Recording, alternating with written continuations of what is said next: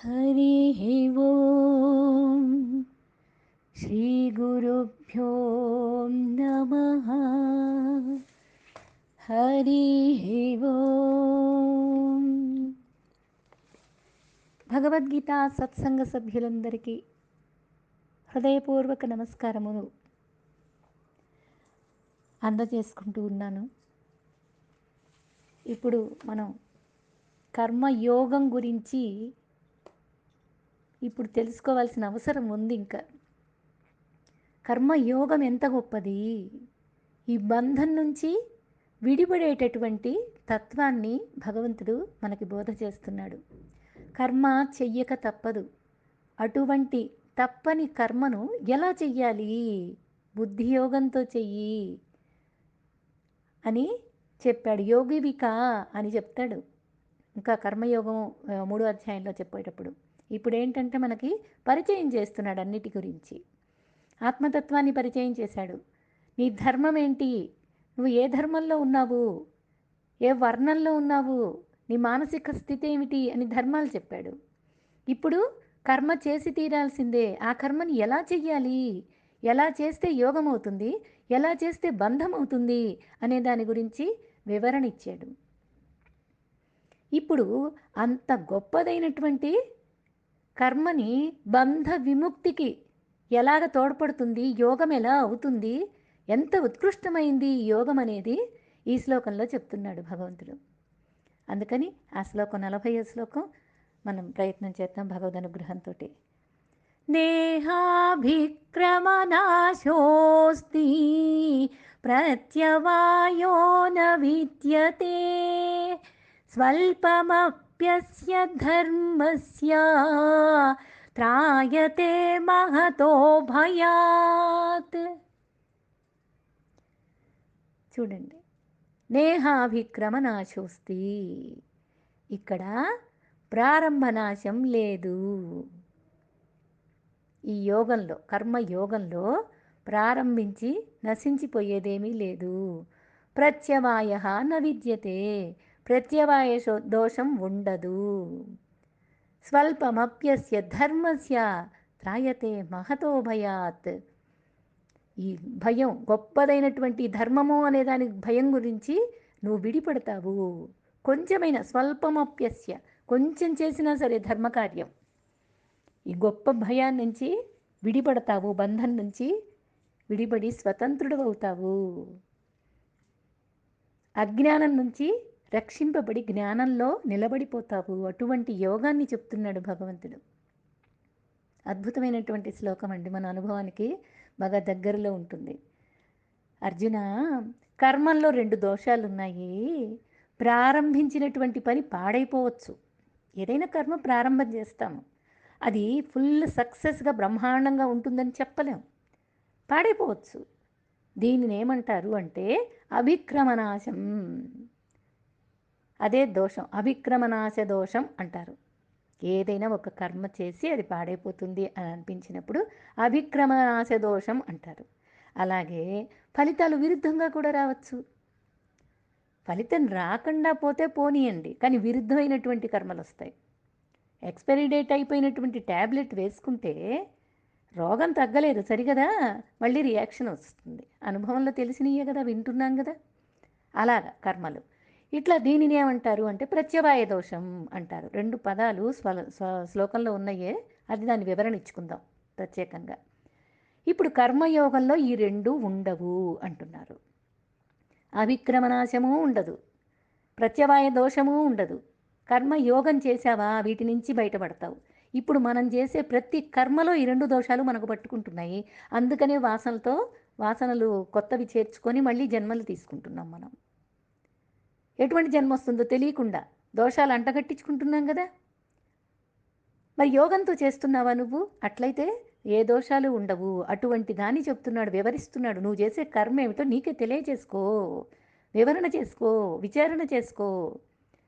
అట్లా ధర్మరూపమైనటువంటి యోగాన్ని స్వల్పంగా ఆచరించినా సరే గొప్ప భయం నుండి మనల్ని రక్షిస్తుందయ్యా ఈ ధర్మం అనేటటువంటిది, యోగం అనేటటువంటిది అని చెప్తున్నాడు భగవంతుడు. అద్భుతమైనటువంటి విషయాన్ని ఎంత సులభమైన భాషలో అందిస్తున్నాడో చూడండి. అర్జునుడు నిన్న ఏం చేశాడు? మట్టి బుర్రాన్ని తిట్టేశాడు. అందుకని మళ్ళీ ఇప్పుడు లేదు లేదు, నువ్వు మంచి బుద్ధి జ్ఞానము రెండు ఉన్నటువంటి వాడవే అని చెప్పి మళ్ళీ ధర్మాన్ని బోధ చేస్తున్నాడు. ఇటువంటి వినడానికి సిద్ధపడ్డావు అంటే నువ్వు ఎంతో ధర్మమైనటువంటి కార్యాలు చేసి ఉన్నావు. అందుకనే నీకు స్వయంగా నేనే వచ్చి చెప్తున్నాను అని నాకు ఎదురుగా లోపల కూర్చొని అంతరాత్మలో భగవంతుడు బోధ చేస్తున్నాడు. అందరం శ్రద్ధగా విని తెలుసుకొని యోగంగా కర్మలు మార్చుకుందాం మన జ్ఞానంతో. అంటే సాంఖ్యము బోధించేదేంటి? నిన్న చెప్పుకున్నాం సన్యాసం.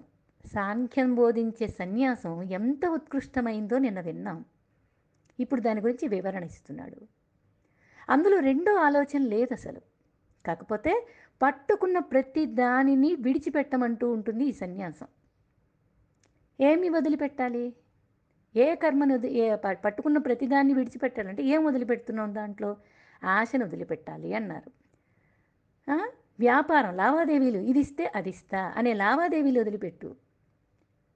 భార్యా బిడ్డల్ని, దేహాన్ని మరిచిపో, మనస్సును నిగ్రహించు, ఆలోచనలన్నీ అరికట్టు. నిజమే, ఇవన్నీ మోయడం ఎందుకు నువ్వు?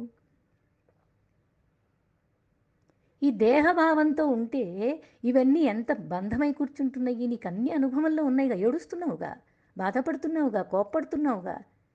ఇదంతా ఈ శరీరం నేను అనుకోవడంలో వచ్చినటువంటి మోసం కాదా? ఇవన్నీ మోయడం ఎందుకు? వీటిని మోయడం కన్నా కిందకి తొయ్యడం నయం కదా. అదే చెప్తున్నాడు. బుద్ధి మాత్రం ఎన్నిటిని మోస్తుంది చెప్పండి. మోసి మోసి అది ఒక మోయలేని బరువై కూర్చుంటుంది. అందుకని అలాగని అన్నిటినీ విడిచిపెట్టడం సాధ్యమా? బుద్ధి శుద్ధి పడితే అవన్నీ సాధ్యమే. ఏదో బాగా ఏవో కాసేపు చెప్పుకొని నినాదాలు చేస్తే పరిష్కారాలు కావండి వివాదాలు. నినాదాలు చేస్తే వివాదాలు పరిష్కారం అయితే నిరాహార దీక్షలు ఎందుకు చేస్తారు? అవి సరిపోవు, పరిష్కారాలు కావా సమస్యకి. అవగాహన కావాలి. అప్పుడు అవగాహన ఉంటే ఆంతర్యంలో ఉన్నటువంటి అలజడంతా తగ్గిపోతుంది, ఆగుతుంది. అలజడంతా ఆగుతుంది, ముందు శాంతం ఏర్పడుతుంది. కర్మయోగం తీరుతెన్నులు సన్యాసంలాగా ఉండవు. అది వదులు ఇది వదులు అని సన్యాసం చెప్పినట్లు కర్మయోగం చెప్పదు. పైన సన్యాసంలో భార్య బిడ్డల్ని, దేహాన్ని, మనస్సుని, వ్యాపారాల్ని, ధనాశని అన్నిటిని వదిలిపెట్టమని చెప్పాడు. ఇక్కడ ఏం చెప్తున్నాడు? కాకపోతే ఇక్కడ కూడా వదలాల్సిందే. ఏమి వదలాలి అంటే బాహ్యంలో వదలనక్కర్లేదు. ఏంది? అది చెయ్యతగింది చెయ్యి, ఇది చెయ్యతగింది, అది చెయ్యదగింది చెయ్యి, ఇది చెయ్యదగింది చెయ్యి అని బుజ్జగించి చెబుతుంది. ఏంటంటే ధర్మం చెప్తుంది. ఇది నువ్వు చెయ్యదగింది, ఇది నువ్వు చెయ్యతగినది కాదు. ఇట్లాగా నీ లోపల బుద్ధి నిర్ణయించి చెబుతుంటుంది. దాన్ని వినేటటువంటి బుద్ధి జ్ఞానం నాకు ఉండాలి. అప్పుడు నేను సరి చేసుకుంటాను. ఏదో ఒకటి చెయ్యకుండా మనసు ఊరుకోదు, లోపల ఆ దురద ఆగదు. చేసి తీరాల్సిందే అనేటటువంటి యోచన ఉంటుంది. కర్మ చేయకుండా ఎవరు ఉండగలరు చెప్పండి? జ్ఞాని అయితే ముక్కు మూసుకుని అలా కూర్చోవాలన్నా సరే తిండి అన్నీ మానేసి కూర్చుంటాడు. మనలాంటి వాళ్ళం మనం ఏ స్థాయిలో ఉన్నాం? బ్రాహ్మణ బంధువులు కదా కూడా లేను నేనైతే. ఇంకా బ్రాహ్మణుని ఎక్కడవుతాను? క్షత్రియ ధర్మంలోకే రాలేదు. అందుకని ఏముంటుంది మనసులో? కర్మ చెయ్యాలి చెయ్యాలి చెయ్యాలి అనిపిస్తూ ఉంటుంది. కనుక చెయ్యవలసినటువంటి కర్మల్ని, చెయ్యదగినటువంటి కార్యాలని ఎలా చెయ్యాలి? రాగద్వేషం లేకుండా చేస్తూ ఒక పనిని పూజలాగా ఎలా మార్చుకోవాలో కర్మయోగం మనకి నేర్పిస్తుంది. కర్మయోగి చేసే ప్రతి కర్మ ఒక పూజగా మారిపోతుంది. ఈ విధమైనటువంటి కర్మయోగంలో రాగద్వేషాలు పలచబడిపోతాయి. మనస్సులో ప్రశాంతత చేరుతుంది, చిత్తశుద్ధి ఏర్పడుతుంది. ఆ తరువాత నిశ్చలత్వం ఏర్పడుతుంది మనస్సు. అప్పుడు బుద్ధి ధ్యానానికి సిద్ధపడుతుంది. ఇదంతా కర్మయోగం వల్లనే సాధ్యం అని చెప్తున్నారు. ఈ కర్మయోగాన్ని ఎలా చెయ్యాలి? కర్మ బంధహేతు అసలు. ఏ కర్మ చేసినా నిన్ను బంధించే తీరుతుంది.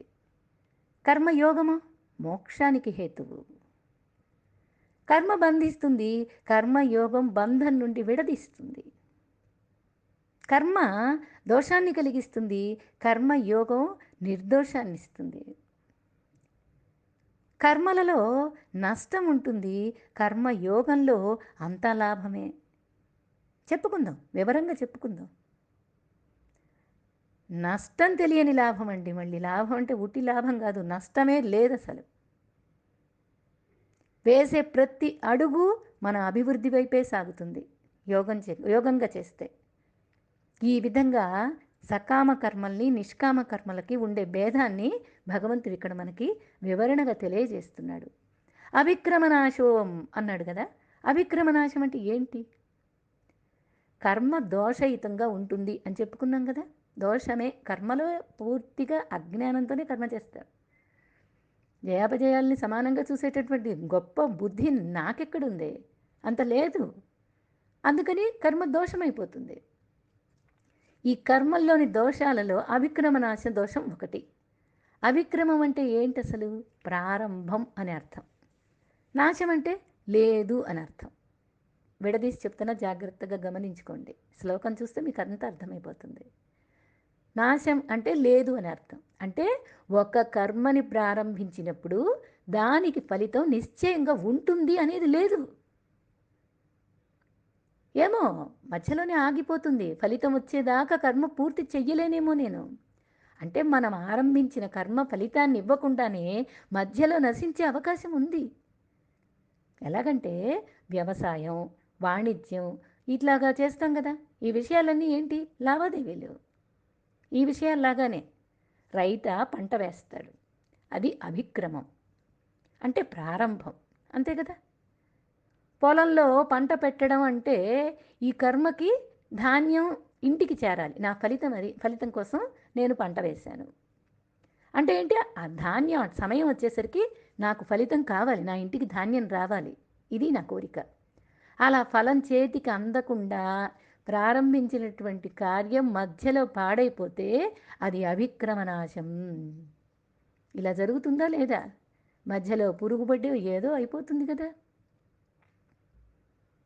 ఇంటికి వచ్చేదాకా ఉన్నాయా మనకి? ఏమో తెగుళ్ళు పట్టచ్చు, వర్షాలు పడకపోవచ్చు, పొలంలో పెట్టిన పంటని తీసుకుందామనే సమయానికి అప్పుడే ఏదో తెగుళ్ళు రావచ్చు. కారణం ఎలాగైతే ఏమి, పాడయ్యే అవకాశం ఉందా లేదా? ఒప్పుకొని తీరాలా లేదా? మనం ఎన్ని పనులలో కాలేదు పూర్తి చేస్తాము, దాని మధ్యలోనే వదిలేసినటువంటి కర్మలు ఎన్ని లేవు. ఆరంభించబడిన కర్మ నశించడానికి అనేక కారణాలు ఉంటాయి. ఇది ఎగ్జాంపుల్ ఊరికినే ఒకటే. ఇప్పుడు వాణిజ్యం, ఆదాయం రావాలని వర్తకుడు వాణిజ్యం ప్రారంభిస్తాడు. కానీ మధ్యలోనే నష్టం వచ్చి వాణిజ్యం అనే కర్మ, వ్యాపారం ఆగిపోవచ్చు, అది అభిక్రమ నాశం. వంట చేయడం కర్మ, వంట మధ్యలో పాడైతే అది అభిక్రమ నాశ దోషం, అంతే. అర్థమవుతుంది కదా. ఇప్పుడు కర్మయోగంలో ఈ విధమైనటువంటి దోషం రాదు. ఇదంతా కూడా కర్మలో వచ్చేటటువంటి అభిక్రమ నాశం. ఇప్పుడు చెప్పుకున్న విషయాల వరకు. ఇప్పుడు ఈ కర్మయోగంలో అయితే ఈ విధమైన దోషం లేదు. వేసే ప్రతి అడుగు ముందడుగే. ఆరంభించిన కర్మ మధ్యలో ఆగిపోయినా వినాశం మాత్రం ఉండదు. అవిక్రమ నాశం అనేది జరగదు. కర్మయోగం మోక్షానికి మార్గం. ఈశ్వర ఆరాధనతో కూడింది ఈ కర్మ. ఎంత చేస్తే అంత ఫలమండి. చేసుకున్న వారికి చేసుకున్నంత కర్మయోగంలో. దానికి ఎగ్జాంపుల్ చెప్పుకుందాం. దానికి అభిక్రమ నాశానికి రైతు, వాణిజ్యం అనేది చెప్పుకున్నాం కదా. ఇప్పుడు కర్మయోగంలో ఇప్పుడు ఒక వ్యక్తి భయంకరమైన ఆకలితో ఉన్నాడు అనుకోండి. అతనికి కొంచెం ఆహారమే లభించింది, కడుపు నిండా తినేంత దొరకలేదు. దానివల్ల అతనికి పూర్తిగా ఆకలి తీరకపోవచ్చు, కానీ కొంతైనా తీరిందా లేదా? కొంతే తిన్నాడు కదా, కొంతైనా తీరిందా లేదా? పూర్తిగా తిననవ్వకుండా మధ్యలో ఎవరైనా ఆపేసినా తిన్నంత వరకు ఆకలి తీరుతుంది కదా, అవిక్రమ నాశం ఉండదు. అర్థమైంది కదా. పూర్తిగా భోజనం చేయలేదు కనుక తిన్నది ఆకలి తీర్చదు అనే దోషం ఏమైనా పట్టుకుందా? ఎంత తిన్నామో అంత ఆకలి తీరింది కదా. పోనీ దోషం ఏమైనా పట్టుకుందా? దోషము లేదు, అంతా కడుపు నిండింది. కర్మయోగం ఇలాంటిది. అంటే అభిక్రమనాశ దోషం లేదు ఇట్లాంటి కర్మయోగానికి. కర్మకు కర్మ ఫలితానికి మధ్య అవరోధం ఏర్పడి ఫలం అందకపోవడం అనే దోషం ఈ కర్మలలో ఉంటుంది, కానీ కర్మయోగంలో ఉండదు. అర్థమైందా? బాగా విపులంగా భగవంతుడు మనకు బోధన చేస్తున్నాడు. అంటే దీనికి ఎగ్జాంపుల్ చూడండి. ఈరోజు 10 మాలలు జపం చేయాలి అని కూర్చుంటా నేను. 4 మాలలు చేస్తా. ఈలోగా ఏదో అవరోధం వచ్చింది. జపం అక్కడికి ఆపేసేసి వేరే అవసర కార్యంలో మనం నిమగ్నం కావాలి. అవ్వాల్సి వచ్చింది సమయం లేక. అలా చేయడం వల్ల ఆరంభించిన జపం 4 మాలలకే పరిమితమైందనుకోండి. అయినా ఆ 4 మాలల పుణ్యం నాకు వస్తుంది కదా, ఆ ఫలం తప్పకుండా ఉంటుంది.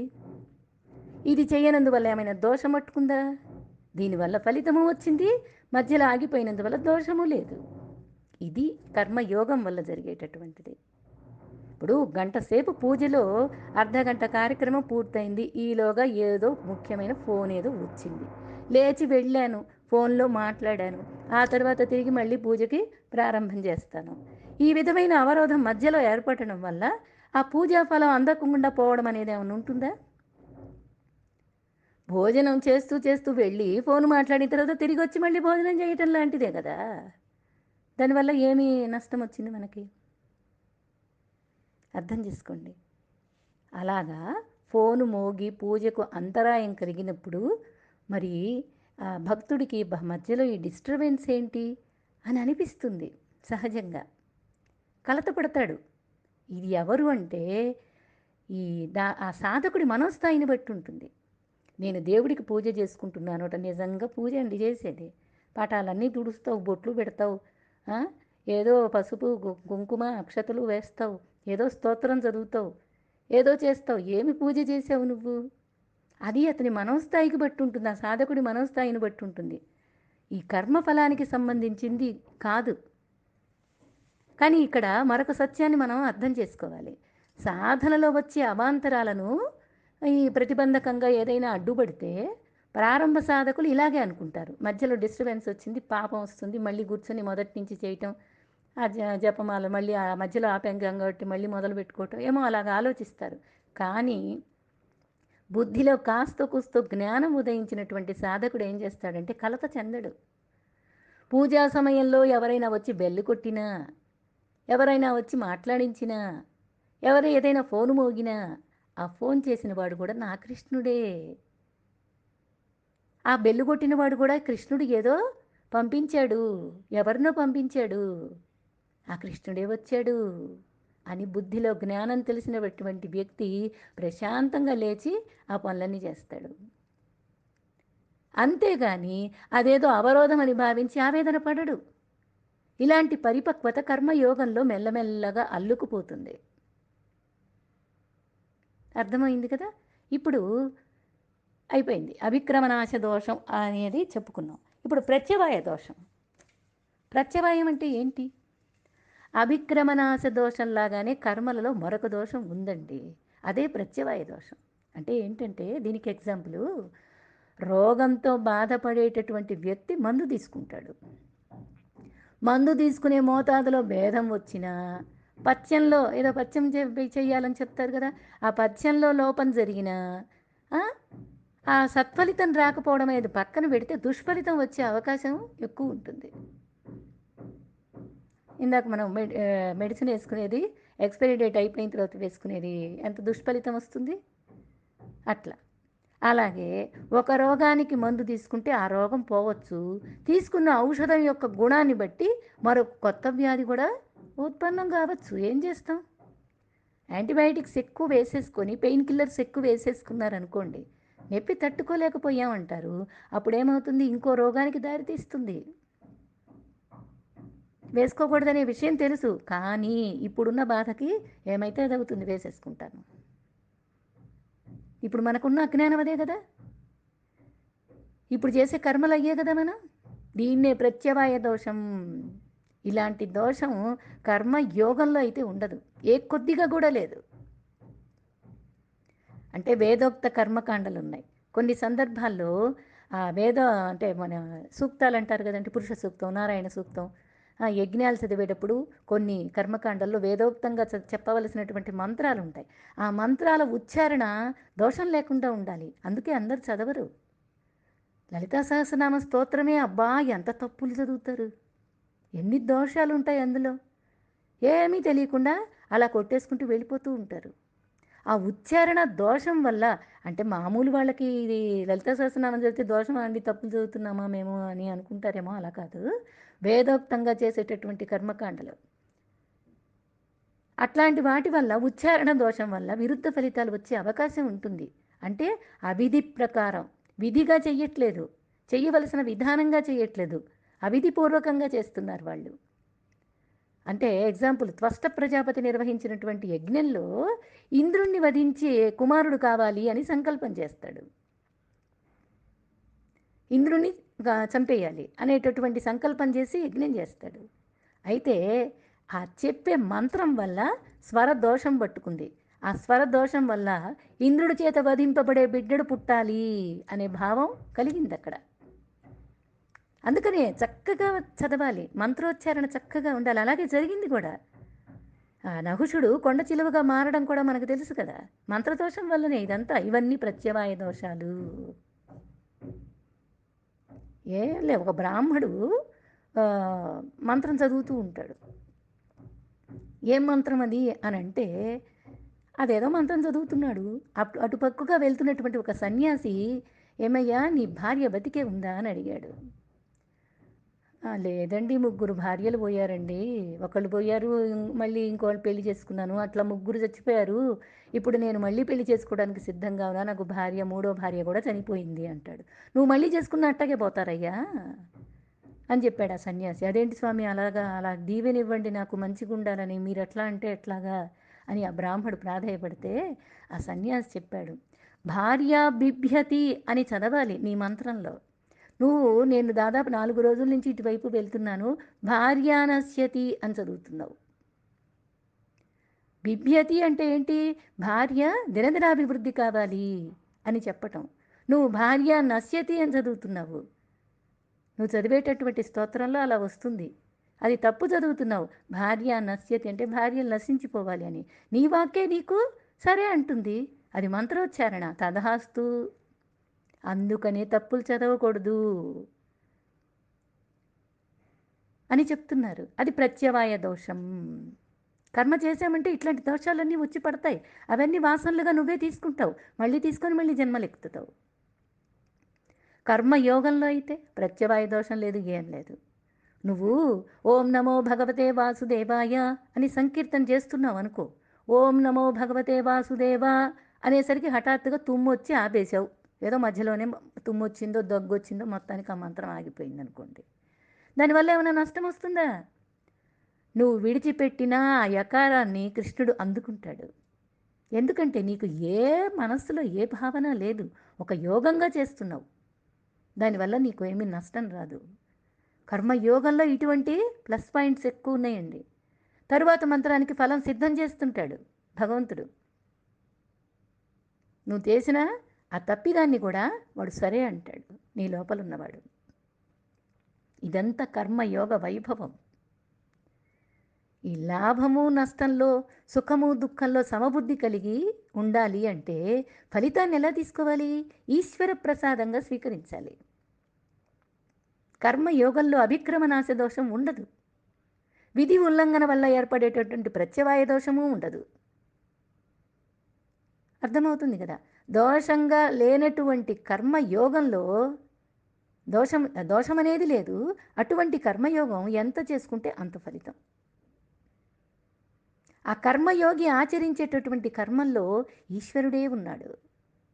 కర్మయోగి చేసే కర్మలన్నీ కూడా అలౌకిక కర్మలు. ఎందుకంటే లోపల ఒక భావన లేదు. అలౌకిక కర్మలకు ఫలితం కూడా అలౌకికంగానే ఉంటుంది. అదే ఈశ్వరానుగ్రహం, అదే భగవంతుని దయ, అదే ఈశ్వర భావనతో ఎంత కర్మ చేస్తూ ఉంటే అంతగా నీ చిత్తం ప్రసాద బుద్ధి ఏర్పడుతుంది, ప్రశాంతత ఏర్పడుతుంది. అట్లా కర్మయోగ రూప ధర్మాన్ని స్వల్పంగా ఆచరించినా సరే అది దారుణమైనటువంటి జనన మరణ రూప సంసారంలో పడేస్తుంది మనల్ని. స్వల్పంగా ఆచరించిన కర్మయోగం చేస్తే, అదే కర్మ చేసామనుకోండి సంసార భయంలో పడేస్తుంది. కానీ యోగంగా చేస్తే సంసార భయం నుండి మనల్ని రక్షిస్తుంది. అర్థం చేసుకోండి, ఏదన్నా పొరపాటు చెప్పానేమో మాట. ఇది భగవంతుడి వాక్కు. కర్మ యోగంగా చేస్తే సంసార భయం నుండి రక్షిస్తుంది. కర్మగా చేస్తే అంటే బంధమై కూర్చుంటుంది, అది సంసారంలో పడేస్తుంది. ఇది భగవంతుడి వాక్కు. ఎగ్జాంపుల్స్ మనం చేసేయేనండి, ఏమీ లేదు. దేవాలయంలోకి వెళ్ళి ఆ బ్రాహ్మడు చెప్పాడు, లేదా వాళ్ళు చెప్పారు, ఈ ఉపాసకులు చెప్పారు, ఈ సిద్ధాంతులు చెప్పారు అని చెప్పేసి నిమ్మకాయ పిండేసేసి నిమ్మకాయని తిప్పి దీనిలో దీపం వెలిగించండి, ఒత్తులు ఇంటూ మార్కుల్లో పెట్టి దీపం వెలిగించిరండి, పొద్దున్నే కొబ్బరికాయ కొట్టి కుడి చేయి పైన ఎడం చేయి కింద పెట్టి నైవేద్యం పెట్టండి, ఏమేమో చెప్తున్నారు కదా. అన్నిటికీ ఆసక్తి చూపించి చేస్తున్నావు కదా. వీటిల్లో ఏమైనా దోషాలు ఉంటాయేమో, ఉంటే ఉండొచ్చు. ఇవన్నీ కూడా కర్మలు చేస్తే ఇంకొకళ్ళని నాశనం చేయటానికి చేసేటటువంటి కర్మలు ఉంటాయండి. అవేవో అంటారు, అదే చేతబడులో ఏవో అంటారు. వాళ్ళు కర్మలు చేస్తారు, ఎవరి మీదో వెయ్యాలి ఈ దోషం అని చేస్తారు. కానీ వాళ్ళే నశించిపోతూ ఉంటారు. అది అర్థం కాకుండా అయిపోతూ ఉంటుంది. జన్మలు పడతాయి మళ్ళీ బాగుపడాలంటే. ఇప్పుడు దోషాలు ఇవన్నీ కర్మల వల్ల వచ్చేటటువంటి దోషాలు. ఇంకా సత్యనారాయణ స్వామి వ్రతం చేస్తాం. సత్యనారాయణ స్వామి వ్రతం చేసి ప్రసాదం తీసుకోకుండా వెళ్తే దోషమని కథల్లో మన 4-5 కథలు చెప్తారు కదా. 5 కథల్లో మనకి దోషం ఏంటో చెప్పారు కదా. ప్రసాదం తీసుకోకుండా ఉంటే దోషము అని చెప్తారు. అది తర్వాత చెట్టుకు నీళ్లు పోస్తాం, చిన్న విత్తనం నాటాం, నీళ్లు పోసాం, కొన్ని రోజులు అయిన తర్వాత నాకు కుదరలేదు, నేను ఊళ్ళో లేను, ఆ చెట్టు పాడైపోతుంది, అది దోషం. అట్లా ఇవన్నీ దోషాలుగా అయిపోతాయి. చూడండి కొంతమంది ఇవన్నీ ఏంటంటే బుద్ధిలో జ్ఞానం లేకుండా చేసేటటువంటి కర్మల్లో 3 రకాలుగా విభజించి చెప్తాడు. ఏంటది? కర్మగా చేస్తే ఈ లోకంలో ఉన్నటువంటి కొన్ని సుఖాలైతే వస్తాయి, కష్టపడి చేసాం కాబట్టి కొన్ని సుఖాలైతే వస్తాయి, అలాగే దోషాలు ఎక్కువ ఉంటాయి. కర్మను అనుష్ఠానంగా చేశామనుకోండి, అనుష్ఠానం అంటే ఏంటి? సిస్టమేటిక్గా చేయటం, యజ్ఞాలు, యాగాలు, సంధ్యావందనం, జపమాలలు, ఇవన్నీ సిస్టమేటిక్గా చేయటం. విపరీత పరిణామాలు వస్తాయి తప్పు చేస్తే. ఇవన్నీ తప్పు చేశాము అంటే అనుష్ఠానంగా అనుకున్నాడు కదా, పలానా మొక్కులనో పలానా ఇదనో ఏమో అనుకొని చేస్తాడు కదా. సిస్టమేటిక్గా చెయ్యకపోతే విపరీత పరిణామాలు ఏర్పడతాయి. చేస్తే స్వర్గం కోసం వీడి తాపత్రయం అంతా. మొదటివాడేమో కర్మగా చేస్తేనేమో ఈహంలో సుఖం ఏర్పడుతుంది, అలాగే పరలోకాల్లో మళ్ళీ శ్వాసనలు తీసుకొని జన్మలెత్తుతాడు. అనుష్ఠానంగా చేస్తే ఏదో స్వరదోషమో ఇందాక చెప్పుకున్నాం కదా, ఆ స్వరదోషమో ఏవో దోషాలు ఉంటాయి, దీనివల్ల కొంచెం పాపం వస్తుంది, అందువల్ల మోక్షం రాదు, స్వర్గప్రాప్తి అయితే కలగడానికి అవకాశం ఉంది. అక్కడ స్వర్గ సుఖాలు ఏవో కొన్నాళ్ళు చూస్తాడు. ఏముందండి స్వర్గ సుఖాలు అంటే ఏం లేదు, మనం టీవీ పెడితే ఆన్ చేస్తే డ్యాన్స్లు వేయట్లేదు అంతే. స్వర్గంలో రంభ ఊర్వశి మేనకలు డ్యాన్సులు, సురాపానం, ఎందుకంటే సుఖాలు ఏమి ఉండవు. మనం ఇక్కడే చూసేస్తున్నాం అవన్నీ, అక్కడ దాకా వెళ్ళక్కర్లేదు. దానికోసం అక్కడి నుంచి మళ్ళీ జన్మ తీసుకొని రావాల్సిందే, మళ్ళీ ఏదో గర్భస్థానం ఎత్తుక్కోవాల్సిందే నువ్వు. అదే కర్మని యోగంగా చెయ్యి. యోగంగా చేస్తే ఏముంది, ఇంకా చిత్తశుద్ధితో అయిపోతుంది కర్మ. అలా చెయ్యలేకనే నాకు కోరికలు ఉన్నాయి బాబు, మీరు యోగంగా చేయమంటున్నారు, మా వల్ల కావట్లేదు అని గురువారం బాబాగారికి ఉపవాసం, నేను ఇవాళకి తినను, ఏమేమో చెప్తారండి. చిన్నపిల్లల దగ్గర నుంచి కాలేజీ పిల్లలు ఎక్కువ దగ్గర వింటుంటాను నేను. బాబాగారికి ఉపవాసం, ఈ ముక్కు, ఈ చాక్లెట్లు ఇన్నాళ్ళు తినను, ఇప్పుడు ఉపవాసం ఉంటాను ప్రతి గురువారం బాబాగారికి ఉపవాసం అంట. ఆ మాటే అనిపిస్తుంది. నవ్వొస్తుంది. ఏంటి ఇంత పిచ్చిగున్నారు పాపం అనిపిస్తుంది. బాబా గారికేమిచ్చావు? నువ్వు తినకుండున్నావు. నువ్వు కోరుకున్నావు. నువ్వు బాబా చరిత్ర చదివావు. ఆ! ఈ బాబా ఏదైనా కోరిక తీరిస్తే బాబా తీర్చాడంటావు. లేదు కోరిక తీరకపోతే బాబా నాకు దయ చూపించలేదు, నా కోరిక తీర్చలేదంటావు. ఉపవాసం అనే పేరుతో నువ్వు ఏం చేస్తున్నావు? దానికి బదులు ఇంకా ఏవేవో తింటావు. తినటమేనా? ఆకలి ఉంటుంది. నీ బ బయటికెళ్ళామనుకోండి, ఆ రోజు ఏదన్నా బయటికెళ్ళామనుకోండి, బయటికెళ్తే అవేమంటారు పానీపూరీలు లేదా ఏమేమో ఆ పేర్లు కూడా నాకు పెద్దగా తెలియవు. అవన్నీ కనపడుతుంటాయి. నోట్లోకి నీళ్ళు వస్తుంటాయి అనుకోండి. ఆ! మంచూరియాలని అవని ఇవని కనపడుతూ ఉంటాయి. వాసనలొస్తుంటాయి. ఉపవాసం అంటే అన్నం తినకూడదు గానీ ఇవి తినొచ్చులే ఏం పర్వాలేదని శాస్త్రాన్ని వీడి చేతిలోకి తీసుకుంటారు. ఎన్ని సార్లో ఎంతమంది దగ్గర విన్నానిలాగా. ఆ! శాస్త్రాన్ని వీడి చేతిలోకి తీసుకొని పర్వాలేదండి అన్నం అంటే తినకూడదు గానీ ఇయన్నీ పర్వాలేదు తినేసేయొచ్చు ఏం పర్వాలేదు. ఇదే. ఇదే ఉపవాసం అంటే. ఇందులో బాబాకేమిచ్చావు నువ్వసలు? మళ్ళీ బాబాకిచ్చానని చెప్తావు. ఏమిటిది? కర్మలో బుద్ధిలో జ్ఞానం ఉండి చేసే కర్మలా ఇవి? ఆలోచించుకుంటే మనకు అర్థమవుతుంది. అలాగా చిత్తశుద్ధితో చెయ్యి. యోగం అంటే ఏంటి? జ్ఞానంతో చేస్తాడు. దేహభావం వదలడమే చిత్తశుద్ధి. ఇంకేం లేదండి. ఇప్పటిదాకా మీద వేసుకున్నా నేను. ఈ దేహమే నేను అనుకున్నాను. అజ్ఞానం మొదలైంది. అదే ఈ దేహం నేను కాదు అని జ్ఞానం కలిగిందనుకో బుద్ధిలో, ఫలితం మీద ఆసక్తి లేకుండా అభ్యాసం అయిపోతుంది కర్మ.